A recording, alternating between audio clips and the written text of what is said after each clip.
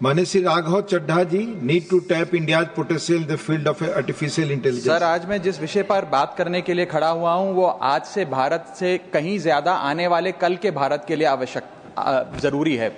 मैं बात कर रहा हूं आर्टिफिशियल इंटेलिजेंस की।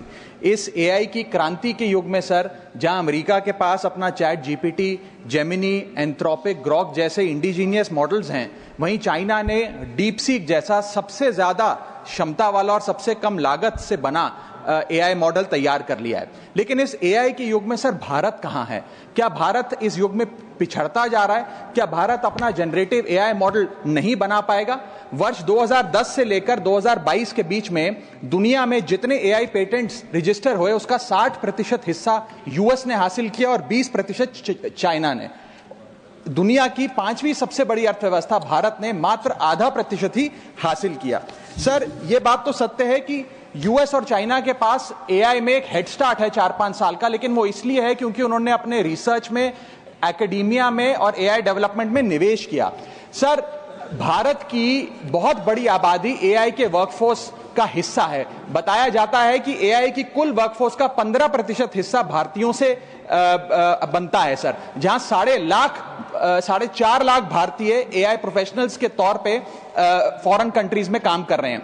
Sir, India ranks 3rd in highest penetration of AI skills. इसका मतलब यह है सर कि भारत के पास प्रतिभा भी है, मेहनती लोग भी हैं, ब्रेन पावर भी है, डिजिटल इकोनॉमी भी है और 90 करोड़ से ज्यादा इंटरनेट यूजर्स भी हैं। लेकिन फिर भी कहीं ना कहीं आज भारत एआई का कंज्यूमर बन गया है, एआई का प्रोड्यूसर नहीं बन पा रहा। सर, ओपन एआई के फाउंडर सैम ऑल्टमैन से जब भारत की एआई पोटेंशियल के बारे में पूछा गया तो उन्होंने भारत को नकारते हुए कहा कि भारत का एआई पोटेंशियल पूरी तरीके से होपलेस है, यानी कि निराशाजनक है। आज समय आ गया सर कि हम उन्हें जवाब दें और भारत इस एआई के युग में एआई प्रोड्यूसर बने, ना कि एआई कंज्यूमर। इसके लिए सर कई कदम उठाने होंगे। सबसे पहले हमें इंडिजीनियस एआई चिप्स बनाने होंगे, इंडिजीनियस चिप मैन्युफैक्चरिंग भारत में इजाद करनी होगी। इसी के साथ साथ सर हमें एक डेडिकेटेड एआई इंफ्रा फंड तैयार करना होगा, एआई रिसर्च ग्रांट्स देने होंगे, एआई टैक्स ब्रेक्स देने होंगे और टैलेंट माइग्रेशन रोकना होगा ताकि भारत का टॉप टियर एआई टैलेंट और देशों में जाकर काम ना करे बल्कि भारत में काम करे।